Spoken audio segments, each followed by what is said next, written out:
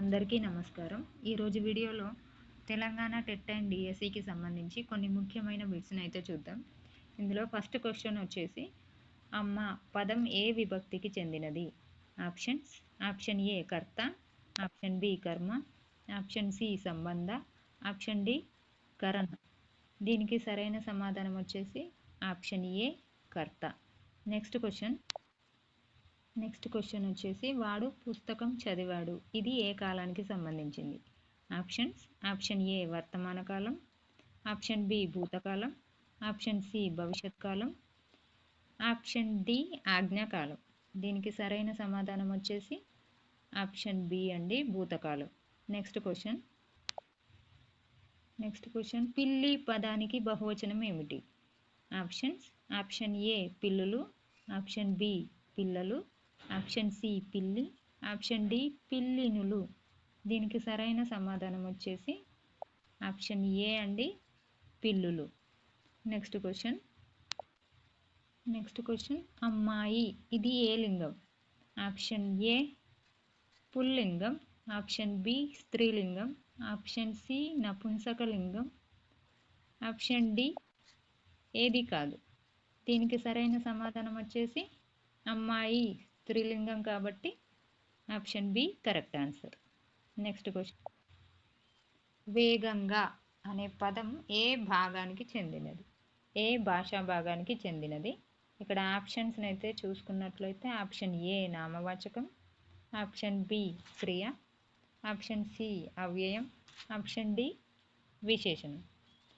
దీనికి సరైన సమాధానం వచ్చేసి ఆప్షన్ సి అండి, అవ్యయం.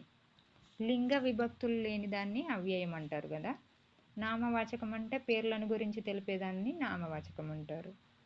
నెక్స్ట్ క్రియ అంటే పనిని గురించి తెలుపుతుంది కాబట్టి క్రియ అంటారు. విశేషణం అంటే గుణాన్ని గురించి తెలుపుతుంది. ఇది వేగంగా అంటే లింగ విభక్తులు లేకుండా ఉండేటువంటి పదాలని అవ్యయంగా పరిగణిస్తారు కాబట్టి option C correct answer. Next question చిన్న పిల్ల ఇందులో విశేషణం ఏది? ఇందాక చెప్పుకున్నాం కదండి, విశేషణం అంటే గుణాన్ని గురించి తెలుపుతుంది కాబట్టి చిన్న పిల్ల. ఇందులో విశేషణం ఏది అంటే ఆప్షన్ ఏ చిన్న, ఆప్షన్ బి పిల్ల, ఆప్షన్ సి రెండు, ఆప్షన్ డి ఏది కాదు. ఇందులో కరెక్ట్ ఆన్సర్ వచ్చేసి ఆప్షన్ ఏ చిన్న is the correct answer. Next question నేను స్కూల్కి వెళ్తాను ఇది ఏ వాక్యం? ఆప్షన్స్: ఆప్షన్ ఏ ప్రశ్నార్థక వాక్యం, ఆప్షన్ బి ప్రకటన, ఆప్షన్ సి ఆజ్ఞ, ఆప్షన్ డి ఆశ్చర్య. ఇందులో కరెక్ట్ ఆన్సర్ వచ్చేసి ఆప్షన్ బి అండి, ప్రకటనార్థక వాక్యం. నెక్స్ట్ క్వశ్చన్ అతడు పరిగెత్తాడు ఈ వాక్యంలో క్రియ ఏది? క్రియ అంటే ఇందాక మనం ఏం చెప్పుకున్నామండి, పనిని గురించి తెలిపేదాన్ని క్రియ అంటారు.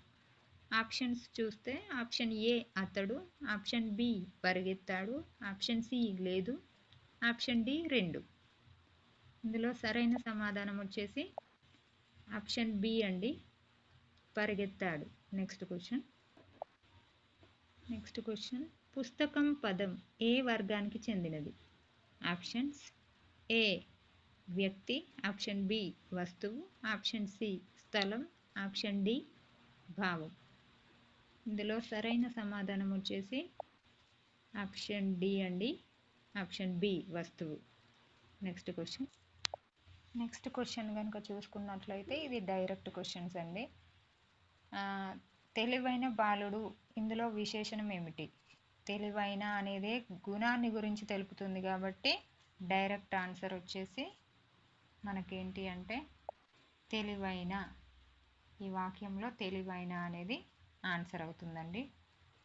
నెక్స్ట్ క్వశ్చన్ వచ్చేసి వచ్చాడు ఇది ఏ పురుషం? ఆప్షన్స్: ఆప్షన్ ఏ మొదటి, ఆప్షన్ బి రెండవ, ఆప్షన్ సి మూడవ.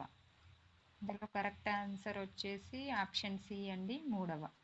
నెక్స్ట్ క్వశ్చన్ అవి పూలు ఇది ఏ వచనం? వచనాలు అంటే ఏకవచనం బహువచనాలు ఉంటాయి కదండి. ఏకవచనం అంటే ఒకటి, బహువచనం అంటే ఒకటి రెండు లేదా అంతకంటే ఎక్కువ పదాలు ఉన్నట్లయితే, ఎక్కువ వస్తువులు ఉన్నట్లయితే వాటిని బహువచనాలు అంటారు కదా. అదే ఒక పువ్వు ఉందనుకోండి, అది ఏకవచనం. అవి పూలు అన్నారు కాబట్టి అది బహువచనం, కాబట్టి డైరెక్ట్ ఆన్సర్ బహువచనం అవి పూలు. నెక్స్ట్ క్వశ్చన్ తిను ఇది ఏ రూపం? భాషా భాగాల్లో పనిని గురించి తెలిపేదాన్ని ఏమంటారండి? క్రియ అంటారు. కాబట్టి తిను అనేదానికి ఆన్సర్ క్రియ. నెక్స్ట్ క్వశ్చన్ నది ఇది ఏ లింగం? ఇది కూడా డైరెక్ట్ క్వశ్చన్ ఆన్సర్ అండి. నది అనేది ఏ లింగం అంటే స్త్రీలింగం.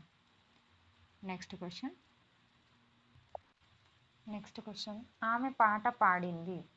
ఇందులో ఈ వాక్యంలో కర్త ఎవరు? డైరెక్ట్ ఆన్సర్ అండి. ఆమె అనేది ఆన్సర్ అవుతుంది ఇక్కడ. నెక్స్ట్ క్వశ్చన్ ఇక్కడ క్వశ్చన్ మార్క్ ఉంది చూడండి. ఇది ఏ రకం పదం? క్వశ్చన్ మార్క్ ఉంటేనే మనకు అర్థమైపోద్దండి. ఇది ప్రశ్నార్థక వాక్యం. డైరెక్ట్ క్వశ్చన్ అండ్ ఆన్సర్ ప్రశ్నార్థక వాక్యం ఇది అండి ఆన్సర్. నెక్స్ట్ క్వశ్చన్ వేగంగా పరిగెత్తాడు. ఇందులో అవ్యయం. దీనికి ఆన్సర్ వచ్చేసి వేగంగా అనేది అవ్యయం అవుతుందండి. అంటే లింగ విభక్తులు లేనిది అవ్యయంగా పేర్కొంటారని చెప్పుకున్నాం కదా. ఆన్సర్ వచ్చేసి వేగంగా. నెక్స్ట్ క్వశ్చన్ వచ్చేసి పిల్లాడు ఆడుతున్నాడు. ఇది ఏ కాలానికి సంబంధించింది? ప్రజెంట్ జరుగుతుంది కాబట్టి దాన్ని ఏ కాలం అంటాం? వర్తమాన కాలం అంటాం. భూతకాలం అంటే పాస్ట్, అయిపోయిన దాని గురించి చెప్పడాన్ని భూతకాలం అంటాం. భవిష్యత్ అంటే భవిష్యత్తులో జరగబోయేది కాబట్టి భవిష్యత్ కాలం అంటాం. ఇందులో డైరెక్ట్ ఆన్సర్ ఏంటి అంటే ఆడుతున్నాడు కాబట్టి వర్తమాన కాలం. నెక్స్ట్ క్వశ్చన్ వచ్చేసి ఆకాశం. ఆకాశం అనేది ఏ భాషా భాగానికి సంబంధించింది అంటే ఇది నామవాచకం. అంటే పేరుకు సంబంధించింది కాబట్టి నామవాచకంగా పేర్కొంటారు. నెక్స్ట్ క్వశ్చన్ వచ్చేసి చెట్టు బహువచనం. చెట్టు అనే పదానికి బహువచనం ఏంటి అంటే చెట్లు. ఒకటి లేదా అంతకంటే ఎక్కువ ఉంటే చెట్లుగా తీసుకుంటాం కదా. అదే ఏకవచనం అయినట్టు ఉంటే చెట్టు, బహువచనం అయితే చెట్లు. నెక్స్ట్ క్వశ్చన్ వాడు మంచి బాలుడు. ఇందులో విశేషణం ఏమిటి? ఇందులో విశేషణం అంటే మంచి అనేది విశేషణం అవుతుందండి. నెక్స్ట్ క్వశ్చన్ పుస్తకం చదువు. ఇది ఏ రకమైన వాక్యం? పుస్తకం చదువు అనేది మామూలుగా టీచర్ ఒక విద్యార్థిని ఆజ్ఞాపూర్వకంగా చెప్తుంది కాబట్టి ఇది ఆజ్ఞార్థక వాక్యంగా పరిగణిస్తారు. ఇదే ఆన్సర్. నెక్స్ట్ క్వశ్చన్ వారు వచ్చారు. ఇది ఏ పురుషం? ఇది ఏ పురుషానికి సంబంధించిన ప్రథమన, మధ్యమన, మూడవన? దీనికి సరైన ఆన్సర్ వారు వచ్చారు అనేది మూడో వ్యక్తి కాబట్టి మూడవ పురుషం. నెక్స్ట్ క్వశ్చన్ నెమ్మదిగా. ఇది ఏ భాషా భాగానికి సంబంధించింది? నెమ్మదిగా అనేది అవ్యయానికి సంబంధించింది కాబట్టి ఆన్సర్ ఈస్ అవ్యయం. నెక్స్ట్ క్వశ్చన్ ఇక్కడ రాముడు రాముడు అనే పదం మనం క్వశ్చన్ని బట్టి ఆన్సర్ చేయాలండి. రాముడు అనేది ఒక వ్యక్తిగా పరిగణిస్తున్నాం కాబట్టి ఆన్సర్ ఈస్ ఒక వ్యక్తి. నెక్స్ట్ క్వశ్చన్ వచ్చేసి తల్లి ప్రేమ. ఇందులో సంబంధం. ఈ వాక్యంలో ఎవరితో సంబంధం ఉంది అంటే ఆన్సర్ వచ్చేసి తల్లి అండి. తల్లితో సంబంధం. Next question